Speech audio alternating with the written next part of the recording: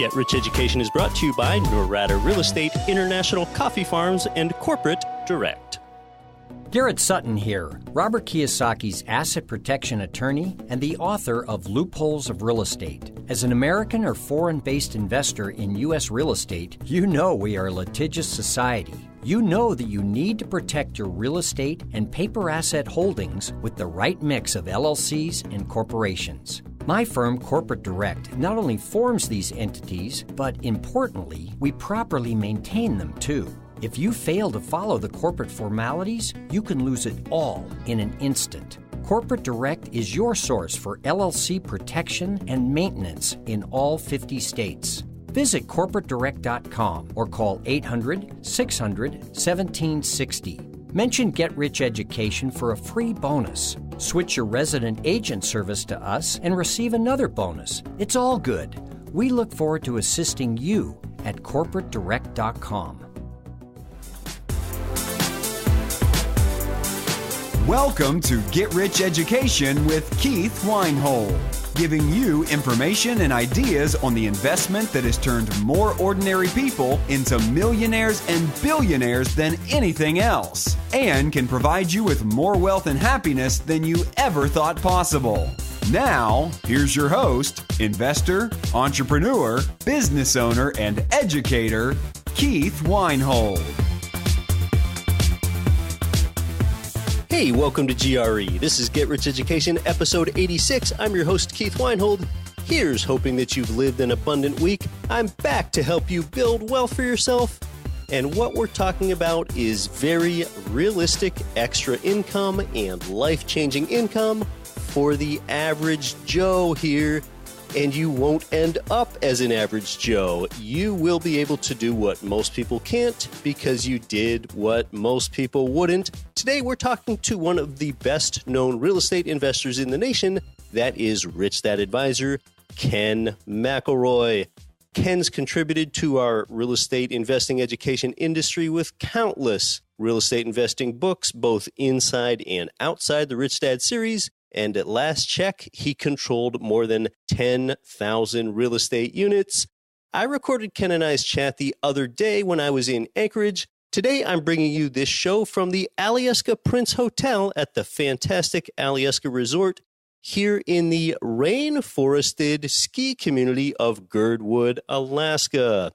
Although summer is in full swing now, this is the premier ski resort in the entire state of Alaska in the wintertime. And this time of year, we're enjoying the spa-like amenities, the really luxurious accommodations, and there's an aerial tram that will ride up the mountain later today. Really a fantastic scene here at this resort nestled in the Chugach Mountains. Now, if you look down lower, you can see tidewater, okay? You can see sea level here. And if you look up higher, you can see at least 5 hanging glaciers from this vantage point. So you have the paradox of seeing blue Alaska glaciers, but because you're near seawater, you can also see seagulls. Interestingly, here in Girdwood, this adjacent forest is recognized as the northernmost rainforest on Earth, and its climate is distinctly different from that of my home in Anchorage, which is just about 40 miles north of here. I think you'll like this Ken McElroy interview today. If you've ever been around Kenny, he's very easy to talk to. And by the end of this thing, we're just kind of chatting as I'm throwing questions and ideas out there. He joins me from the Phoenix area today, Scottsdale, Arizona, and this is his second Get Rich Education appearance. So here we go. From the early days of managing properties for others to being a well-known investing guru and successful entrepreneur, Ken McElroy has considerable experience in property management as well as real estate investing in both Phoenix, Arizona, and across the United States. With 26 plus years of elite level experience under his belt, he has offered his fans multiple real estate investing books and is a long-standing Rich Dad advisor to the author of the Rich Dad Poor Dad series, Robert Kiyosaki. Ken's true passion to educate others has led him to speak internationally on real estate investing, entrepreneurship, and the keys to financial freedom. Welcome back to Get Rich Education for your first appearance since you were here on episode 25, Rich Dad Advisor, Ken McElroy. Hi, Keith. Thank you. Great to be on your show again.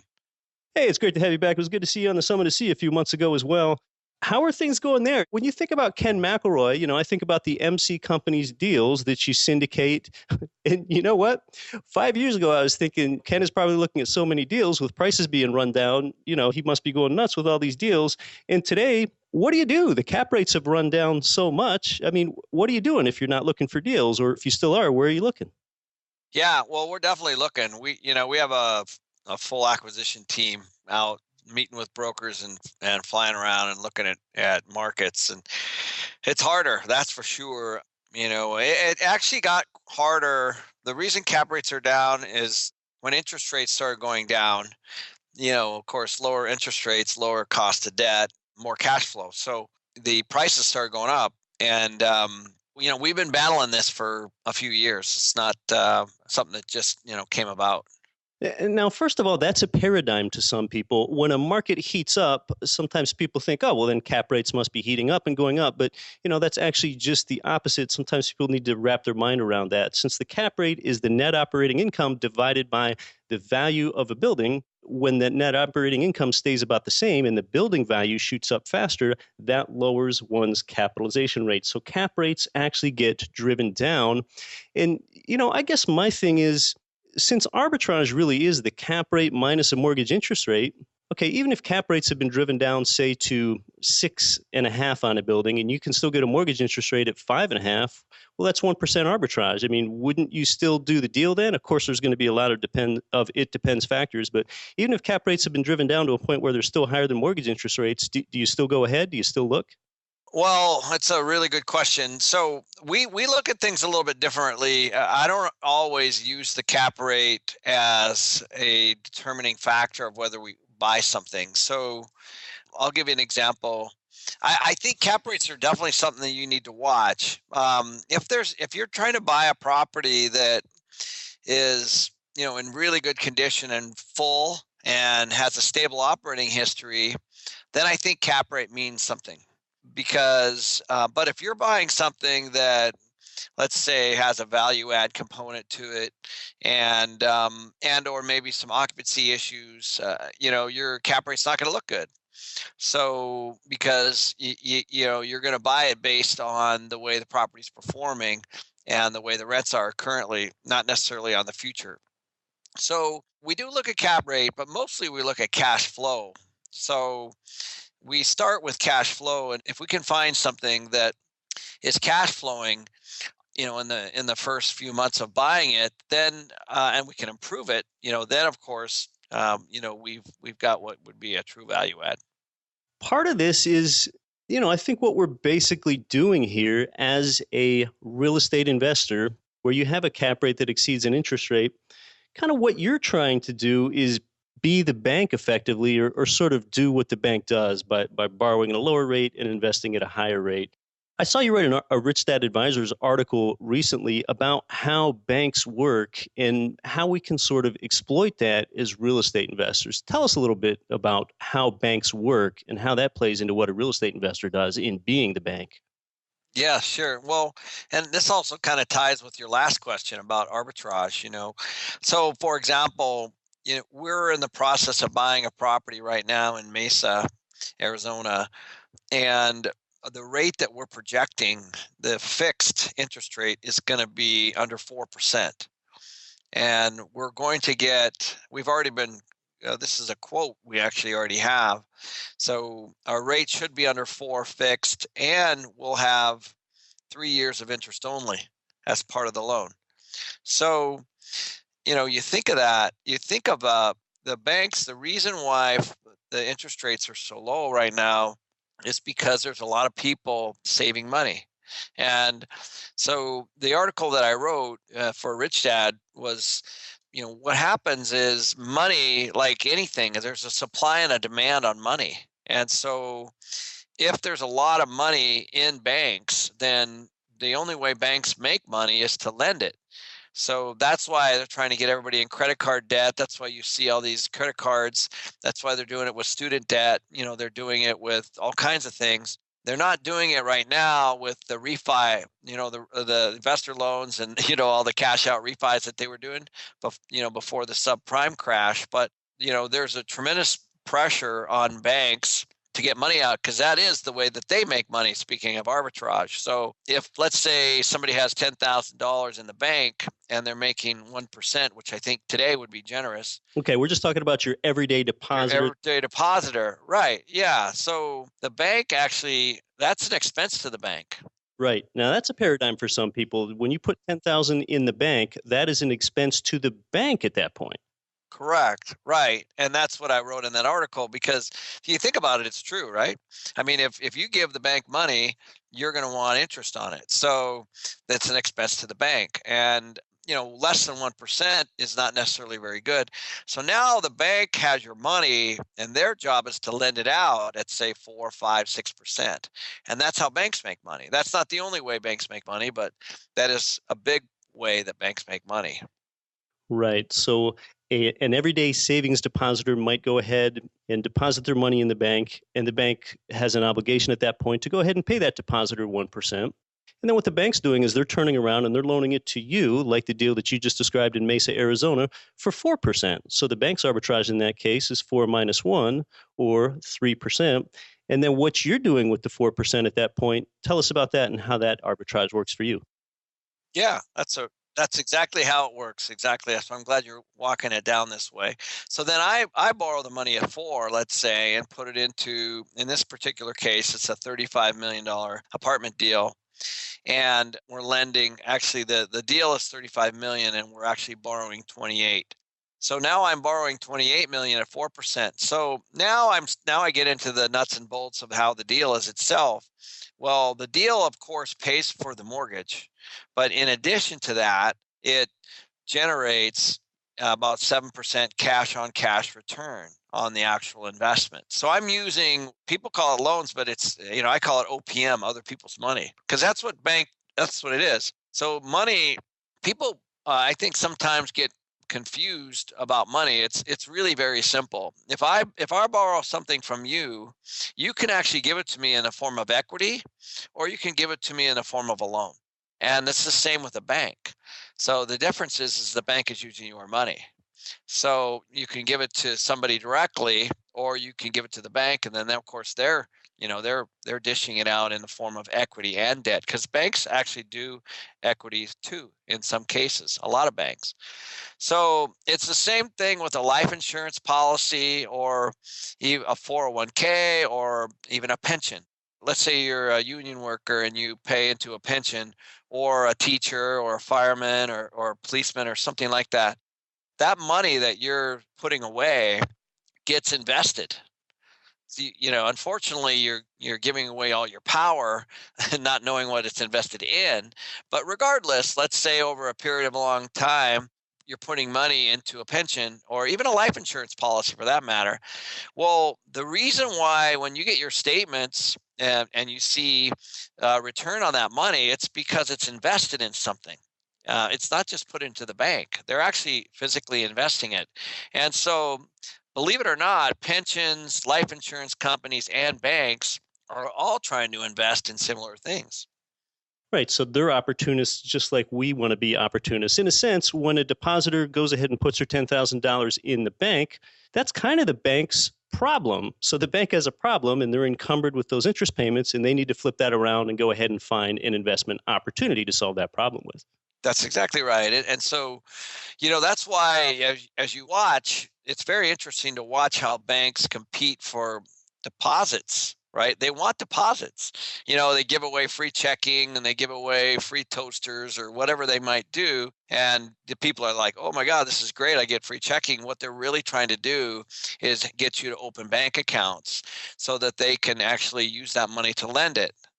So really the genesis of that process is one individual saver. And first of all, you said there are more people saving these days. Why are they saving more these days? Well, I don't think that they completely understand the system. They definitely don't if they're saving. Yeah, right. Correct. So that's one reason. But also, I believe that there's still some hangover from the recession, in many areas. I live in Phoenix and home prices are still, the inventory and everything that went back to the banks and everything, we're still starting to see home prices relatively flat, even though they've increased a little bit. So I think a lot of people got kind of freaked out during the subprime crash. They lost jobs. They lost all the equity in their houses. And I think this time around, they're, having a little bit more of a cushion, which is probably smart. Right. So if more people are saving these days, in a sense, that creates more of a problem for the bank, if you will, because they need to go ahead and get that money reinvested. And when more banks have more problems, that's when banks begin to compete for each other. And that's probably why you're able to get terms like 4% fixed on the Mesa, Arizona apartment building and 3 years at interest only. And then the genesis of that begins with there being more demand for savers. That's exactly right. That's exactly what I would have said. So as again, if you can look at it as, like if there's let's say you live in a town where there's a lot of excess development for houses. Well, the supply of houses are going to keep the prices down, right? And they'll start to do concessions as they try to move through that. It's the same with money. People just don't think of it that way. So when there's a lot of money looking for a home, then the price of money goes down. And that's what we're seeing right now is there's a tremendous amount of money looking for a home, which is why interest rates are low. Yeah. Well, that tells me that I have a problem too. I need to convert more people to Get Rich Education listeners because if there are a lot of savers, none of them are Get Rich Education listeners. I can tell you that. So, hey, well, Ken and I are going to come after the break. I'm going to ask him a few more questions about now that cap rates have been run down, where does he go for deals? Does he go into a secondary market? Does he go into a tertiary market? And more. You're listening to Get Rich Education. Our guest is Rich Dad Advisor Ken McElroy. More when we come back. I'm your host, Keith Weinhold. Now, this is something exciting. Through Get Rich Education and International Coffee Farms, you can once again own your own half-acre parcels of a passive income-generating coffee farm in Panama for as little as $13,000. This farm is going to be planted with the most in-demand varietals of specialty coffee in the market today. The farms are professionally managed for you on a turnkey basis, and you own the land. It's a low-risk opportunity with an average annual return projected at 12%.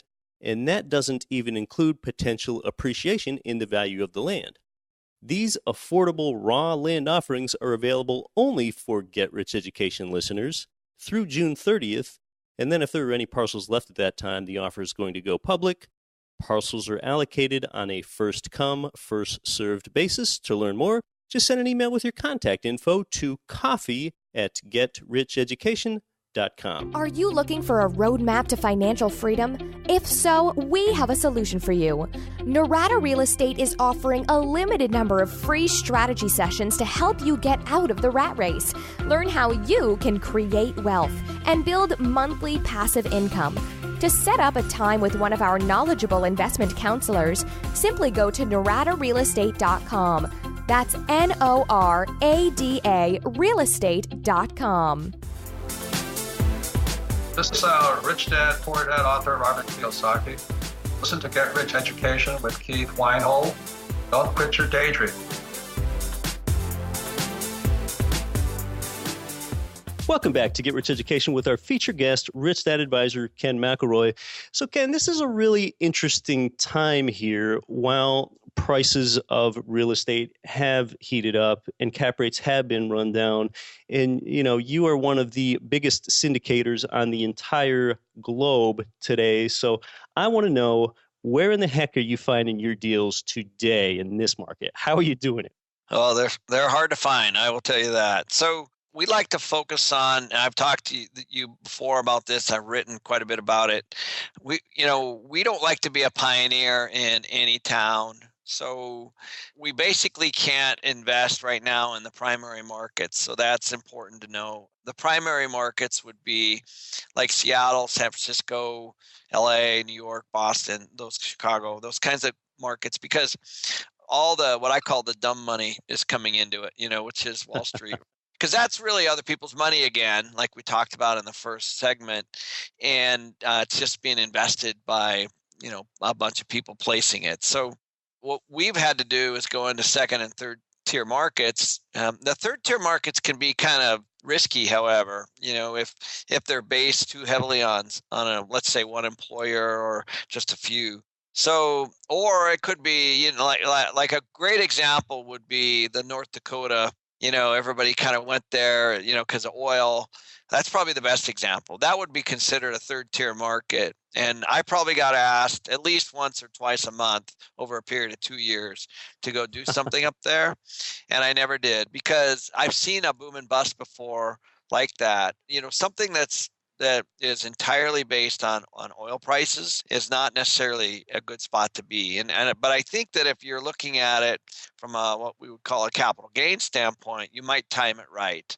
And I'm sure there's a bunch of people that made very good money up there during that time, but there's also a bunch of people that lost a bunch just recently. So it could be the exact same thing around a military base or something like that too. So we've had properties in and around military bases, and as they deploy, let's say, personnel out into other areas, it reduces the population and the renter base and things like that.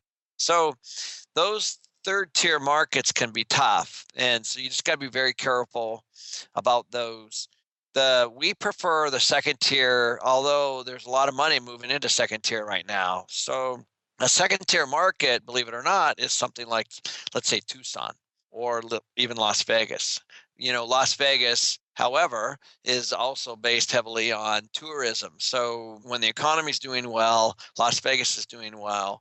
Not necessarily the best market, but because it's not as diverse as you would want. But it is, well over 1 million, well, we've got 1.5 million people now. So again, it's only based on people flying into town and staying at the casinos and going out and, spending $1,000 a day on bottles of wine and all that. So I think that, you just got to be careful of those. But there are definitely ways to make money in those markets. And so what we like to do is try to take a look at where employers are going and try to be ahead of that a little bit. The other thing that can really throw a market off is construction. So some of these small markets like Austin, Texas, which is really a second tier market, is, I think it has like 16,000 apartments under construction right now. So, it's heading into some real tough, few years ahead of it.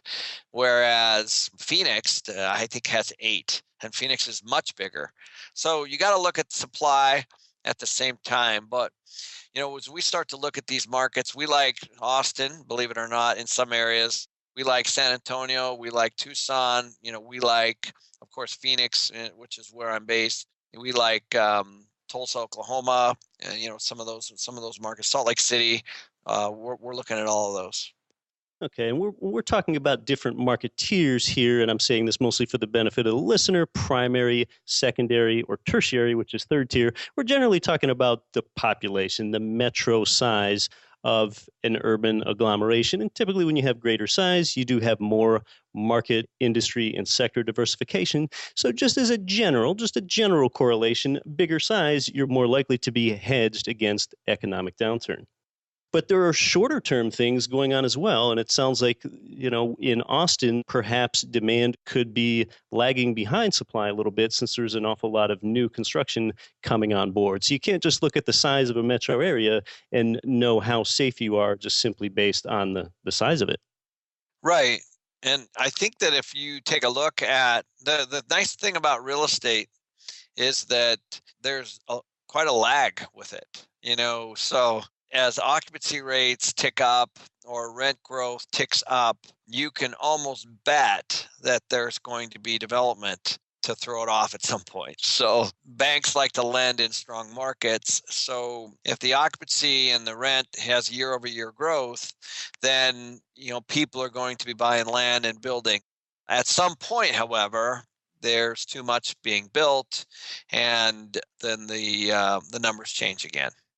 So with this lag effect in real estate, I want to get a number from you, an approximate period of time at which, when one sees oil prices fall so dramatically like they have, and they really just began their decline about 2 years ago, when that really catches up with the market. Of course, there's plenty of it depends factors, but for me, I live in Anchorage, Alaska. That's where I am today. I have local rentals, and I still have great occupancy. I have not gotten rent increases the past 2 years, but I still have fantastic occupancy, which is really the important thing. So I've held on for about 2 years. What do you think that period of time is where you can see a precipitous decline in the price of a barrel of oil to when that really catches up with you and you really have significant effects and vacancies in a market?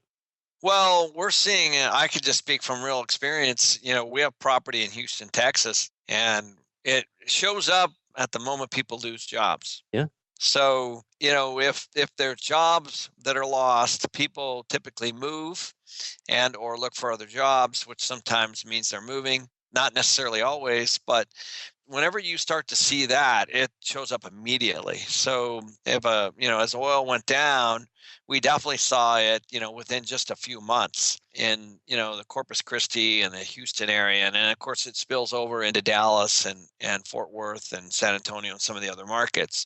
On the supply side, however, if you're looking at that, it can take a year and a half, 2 years before it starts to show up, because you have to buy the land, you have to go get the loan, it takes a year to build it, it's not even ready to be moved into. So that's why I'm saying on the supply side, it doesn't show up as quickly, which is nice. So if you already own something, then you can really, really, really be careful and, kind of watch that supply side. So for example, we actually listed a property in Austin 2 weeks ago. And in 5 years, it's being listed for $10 million more than we bought it for. So, that's entirely based on the demand of the market. Yeah, congrats. Yeah, we'll have to close it, but yeah, it's we'll see where it goes. All right, so we're getting a little idea of your deal flow here. Where do you find your deals as far as not geographically, but conduit-wise? I mean, do you have someone go through LoopNet? And I'm sure you've got a lot of great relationships with brokers. I mean, do some of your deals still come from a resource like LoopNet, or are they all pocket listings at this point? Or Great question. We look at all of those things. We're tied into everything. We like to work with brokers. Here's typically my experience. A lot of times what happens with the LoopNet stuff is the seller has typically been a little bit unrealistic, and maybe they've even listed it before. Sometimes you find deals with just tough sellers. So I think that we like to work with brokers because that means that the seller has agreed to some kind of value and the broker's putting it out on the market at that kind of value. Nothing wrong with working with sellers directly, but my experience is that they're typically a little bit unrealistic on what they want. And you're not always getting the great deals that you would think by going to a seller directly. The best deals that we've ever gotten were when we bought from banks. Because what happens when a bank takes back a piece of real estate, it's actually toxic for them to have that on their books. It affects their ability to lend. So I can't remember exactly what it's called, but I know when we buy it, it's from the REO department, the real estate owned department of the bank. And if the bank has too many assets in that category, then they get penalized on being able to put money out. So they're typically taking losses on a loan and, selling them back out to somebody. So the best deals that we've ever gotten were buying directly from banks. Good to know. And, I had another question pop in my head. We were just talking about geography a little bit earlier there. We're talking about buying in primary, secondary, or tertiary markets. So I know that you and MC Companies, which is a large company, and you do have hundreds of employees at MC Companies, right? Yes, 350. 350? Yeah. Okay, so that's a lot of kind of a central place for not just buying power, but for knowledge and everything else. So, I want to know, why would MC Companies maybe go to a secondary market in the geography where you continue to hang out, which is mostly the southwestern United States and the South? Why not try a primary market? For example, I know that there are markets with sweet spots in places like Philadelphia and Milwaukee. Why not go into a primary market? Because we do have more and more people moving to cities as between censuses, society has urbanized a little bit more. So why not try those out? Or have you? And I just haven't heard about it. Another very good question. Well, first of all, just being selfish, I don't really want to be on a plane that much. And so my deal with my family was, 2 hours on a plane. So that basically gets me to the western half of the U.S. And the truth is there's deals everywhere. So there's deals to be had everywhere. I mean, I can be from where we are in Phoenix, I can be in Salt Lake in just a little over an hour, all over LA or all over California, an hour to 2 hours. Same with Washington, Oregon, Idaho, Montana. So, we're looking at all of those markets. And then, of course, Texas is just 2 hours as well. So that's primarily the reason. There's just a lot to do. There's a lot of markets and there's plenty of inventory, and maybe someday we'll look a little more east.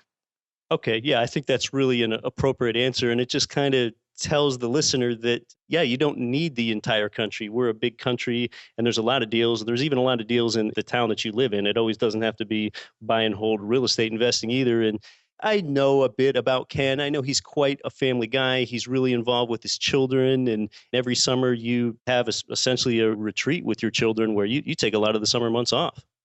I do. Yeah, I take the whole summer off, actually. They get out of school in 10 days, and I move, and I don't work all of June and all of July. And then one last thing I wanted to say on that last piece that I think is important, because I get, I don't know, hundreds of deals a week to my email, just like probably a lot of people. After a while, as you start to show up on lists, and you don't even know how, but you're on people's lists. And in the beginning, you're trying to get on everybody's lists, and now you're trying to get off of everybody's list. Right. But the point is, I get deals from Philadelphia. I get deals from Wisconsin. I probably get 5 or 6 deals a week from Florida. I just delete them. This has a lot to do with focus. And I think that I'm trying to be as efficient as I can. We totally understand most of the big Texas markets. We completely understand Oklahoma. We completely understand Arizona. Not that we just focus on those markets, but those are deals that I can look at in less than 10 minutes and know whether or not I want to pursue it to the next thing. So we even focused on those deals. We looked at 600 deals last year, and we made 58 offers, and we got into about 28 best and finals. I think it was 28 or somewhere around 30 best and finals, and we only bought one. So you can tell, the amount of, and that's just in the western areas, that we're looking at. So you can go crazy looking all over the place. And the biggest issue I think people have is when they buy something, let's say they live in Phoenix and they buy something in Florida, is not having what I call boots on the ground, not having people there that can help you if something goes sideways, or even people there that they can trust. So the intangible are the relationships that we have in those markets with the brokers and the property managers. I can look at something in Dallas on paper and call up some people that I know there and have a rent survey done, within 24 hours. Whereas in Florida, I got to call somebody I don't know. And, so there's a tremendous amount of risk closure, I guess, it's by just having some of those relationships. So when you've narrowed your focus, you're just more, I guess, privy to and in tune with the type of information. You talked a little bit about brokers and relationships, but also that type of information where you might learn that a large hospital campus is going to be breaking ground in a certain section of San Antonio, and that's going to be good for sustainable demand for renters that can pay incomes for many years. So therefore, that may increase the chances that you would want to buy a 500-unit complex in northeast of San Antonio or something like that, for example. That's exactly right. And versus, at the same time, within the hour, I might get a deal from Florida, and it might look beautiful on the brochure, and it's on a lake, and, in Orlando, let's say. Well, I just don't have the relationships there. And of course, there's market nuances too. On one side, I was looking at a deal today in Austin, whereas literally the Interstate 35 on one side of the street has different rates than the other, literally on one side of the interstate versus the other. So those little things can show up in every market. You have to know that information before you go in blindly. So as you're analyzing markets, are there really, I guess, any more broad demographic trends that you see coming in the near-term future? You want to skate to where the hockey puck's going. You want to focus, FOCUS, follow one course until successful. What about demographic trends, whether that's people moving to low-tax states or people moving into central business districts and downtowns? How does that influence what you buy? What are you looking at? What are you looking for? Where are we going to go? It influences a lot. I mean, that's the other part that I think is very fun, because what happens a lot of times is people chase real estate because of the price. And that's way down the list, for me at least. And Yep. if you just look at, for example, I know we've talked before about seniors. There's a huge number of seniors that are moving to their primary homes and moving into rentals, and they want to have a little bit different lifestyle without that anchor of their home. Well, you can kind of track where all they're going. Most of them are active. So that's one demographic. Another demographic is the millennials, which are coming out of school right now, perhaps, or even maybe they already have, or maybe they haven't at all, and they're living at their home with their parents. And that's a huge number. And I've read as it could be as much as 25 million people living at home right now that are, say, under the age of 25. So that's a renter demographic. So you start to see these trends show up. And really what generates, I think, everything is jobs.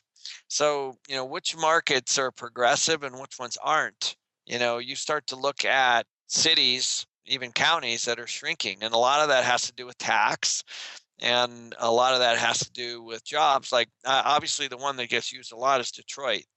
Detroit, after the cars manufacturing kind of got outsourced, or anything that's based manufacturing is generally shrinking. Although I think that it's starting to make some moves back the other way.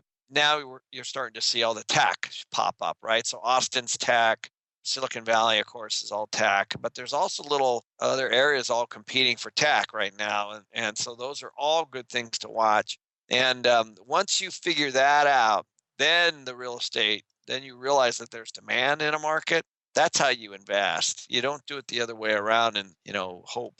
You don't hope, and you typically don't start with the property either. You usually finish up with the property when you're looking at at analyzing a real estate market. Right. Yeah, hope's not a good strategy. Never has been, never will be. All right, so we're talking about demographic trends and where people are moving to, and people need jobs, and jobs produce incomes, and that's largely a residential-based phenomenon we're talking about there. Do you see any, sectors within real estate that are good to exploit in the next 5 to 10 years other than residential, whether that's self-storage or mobile home parks or luxury real estate or resort real estate or efficiency apartments for millennials? What's a good place to focus on there to profit? Yes. The answer is yes on all of those things. So I'm actually in the process of looking at self-storages. We're actually building one. We have some in escrow. I've looked at mobile home parks. We have a lot of land. I've done condos. We've done single family. Primarily we're known as apartment guys. I just bought an office building about 6 months ago in Scottsdale. So I'm looking at all kinds of things, I guess is the point. And again, I don't think you should be all in one sector, but I think you should understand it. And they all have different they're all different. So as an example, if you think about it, office buildings are in trouble right now because online retail. So retailers are in trouble. If you look, there was an article that came out in the National Real Estate Investor magazine that talked about, some very big stores are going out of business right now. We had in Scottsdale here, which is growing incredibly, we had Barney's go out of business in the last month, which is at our big Scottsdale fashion mall. And Barney's is a big national retailer. So you start to look at these companies that are struggling with online retail. I don't know about you, but my wife, we have more Amazon boxes showing up at our house from Nordstrom and all kinds of stuff. And, that's how she shops now. So I think, it's common sense. If you start to look at those kinds of things, then you start to realize maybe I shouldn't go into retail or malls. Malls are in trouble right now. And office buildings are also potentially in trouble for that reason. But not all office building. I bought an office building in Scottsdale, and the rents the sizes are 1,500 to 2,500 square feet. And there's like 20 tenants, and they're insurance agents, they're CPAs, they're lawyers and things like that aren't going to be affected at that level. But people paint a broad brush and they say, office buildings are bad, or retail's bad, or self-storage is bad, but it's not. You just have to look at where it is, and is there an under demand or an over demand? And I bought land 5-6 years ago, and everybody thought we were crazy, but now that the land has doubled in price. And so we have the option now to sell it or build on it. Both are good options. And I'm not sure which we're going to do. So you just got to watch, when everybody's running to the hills, prices are going down. That's when you want to start to take a look at those things. But even then, it's not necessarily always a good price and a good deal, right? You just got to be careful. Yeah, that's right. Just like the answer is to most real estate questions, it depends. The answer to most real estate questions is more than one sentence long. Yeah, and I know people really get frustrated with that answer, and I get it. They want the answer. They want to know, my situation's different, right? They all think that their situation is different. They want the quick answer, but it's just not that. It can't be that way. If just even in your community in Anchorage, you guys have gone through ups and downs in your own community, and for tourism and fishing and all that kind of stuff. And oil, right? So I think as things happen in different communities around the country, you just got to pay attention to it and try to be in front of it. It's actually interesting. When you're a real estate investor, it just seems like at least 1/3 of the USA Today articles you read, you can tie into what you can do and what you can invest in yourself. And that might be insider information in stocks, but you can use every bit of that as a real estate investor. I think that is a great, great analogy. I actually did a seminar once where we opened up a newspaper in front of the room and we went through it. And we said, this is how this article affects real estate. This is how this article affects real estate. This is how this article affects real estate. Whether it was a downsizing of an employer or an upsizing of an employer or a merger or an interest rates or bank closures or property openings or whatever. I'm telling you, you could open any business journal or any newspaper, and most of the articles in there have some kind of an influence on real estate. I believe every bit of that could be true. So, well, Ken, by this point, you've really amassed so many books that have sold well. I mean, you've really been one of the more, I think, prolific contributors to real estate investing education and financial education today. One of the ways you contributed is something I'm very familiar with because I've been a longtime subscriber myself, and that is your video series, KenFlix. Tell us about KenFlix. Okay, thank you, by the way. Yes. What happened is the books for me were not planned. Robert became one of my investors, Robert Kiyosaki, and then he asked me to write some books on what I do. And so we donate all our money to charity for all our books. All the book sales all go to our nonprofit and then get distributed out to cystic fibrosis and autism. And I think we have like 25 charities that we support. But what was happening when the books came out, the emails, and you can imagine, were just pouring in. And they're all good people, really good people, asking very good questions. And there's just no way I could keep up on it. I mean, literally, my assistant would put them into a file. And the problem was I would email somebody back. I tried to work this into my work, and I just couldn't. I would email somebody back and then they have 2 or 3 more questions back. And so, which is totally fine. I get it. But, so what I started to do was just take all those questions and do videos because it's a lot easier. And also I found that a lot of the questions were similar. So not all of them, but a lot of them were very similar. So the whole idea behind KenFlix was and it still is, it's entirely the questions and the videos that I have on there is information that I get from people asking questions. So it's not really something that I thought about. It's actually entirely driven by the questions that people have.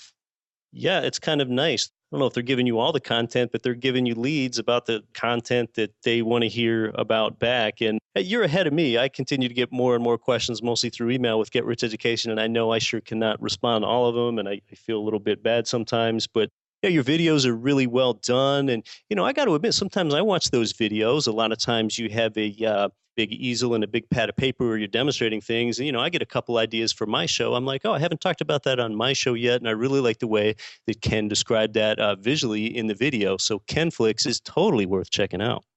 Thanks a lot. It's been a lot of fun. The other part that's been great for me is for my time, we get all the emails from all the people and then we go through them and I'll go into the studio for, say 3 or 4 hours and I'll knock out maybe 15 of them. And it's just really nice to be able to accommodate what people want, direct everybody to one location, and also just to help. And KenFlix, that's KenFlix.com, where you can check out Ken's video series. Well, that's great. Well, Ken, how can our listeners find out more about you? Well, either KenFlix, KenFlix, or KenMcElroy.com, KenMcElroy, or our company website is MC Companies. That's MCCOMPANIES.com. So, we're pretty efficient on getting back to people and, happy to answer any questions we can. Ken McElroy, thanks for coming back on to Get Rich Education. Thank you, Keith. Great chatting again. Yeah, one of the more fun chats with Kenny there. Now, you understood this from earlier, right? Now, let's just say that you're given $10 million, all right? That's your liability. You've just been given a job, okay? Dealing with that $10 million is your problem. Well, that doesn't exactly feel like a problem to you. Well, say that you're the bank and you need to pay a depositor 1% interest on that $10 million, okay? Your problem is that now you've got to make $100,000 a year in interest payments on that. So therefore, you absolutely must find an investment that pays more than 1% per year because you can't dip into the $10 million principal.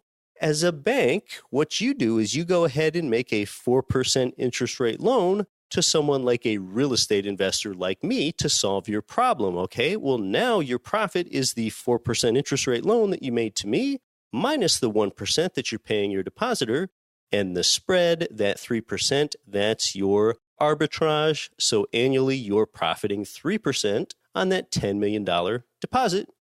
Well, now you transfer the problem to me is sort of what you've done, because now I need to pay the 4% interest rate over to you.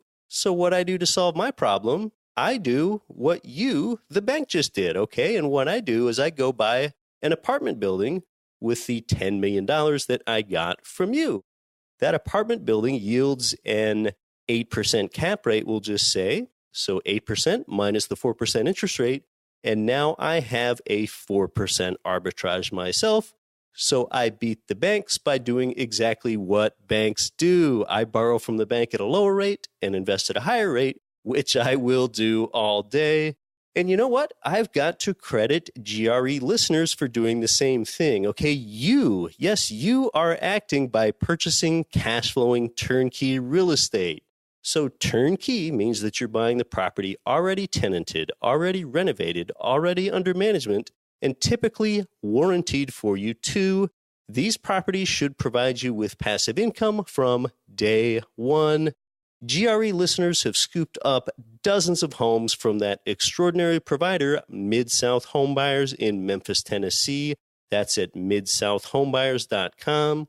And for more opportunities in markets outside Memphis, GRE listeners are subscribing to our newsletter at getricheducation.com. You have been an action taker by purchasing properties through the webinar link that we send out in our newsletter.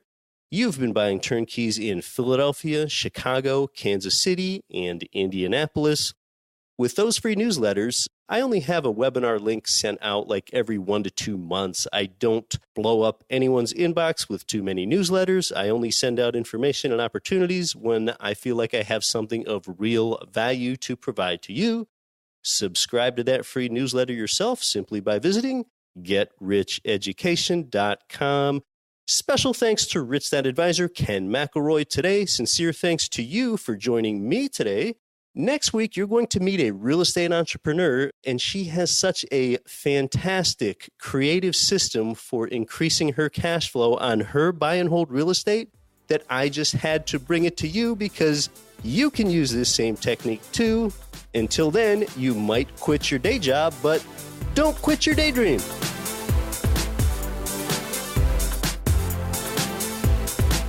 You've been listening to Get Rich Education, telling you what the wealthy won't tell you about real estate and investing. If you enjoyed the show, please take a minute to visit iTunes and leave your comments.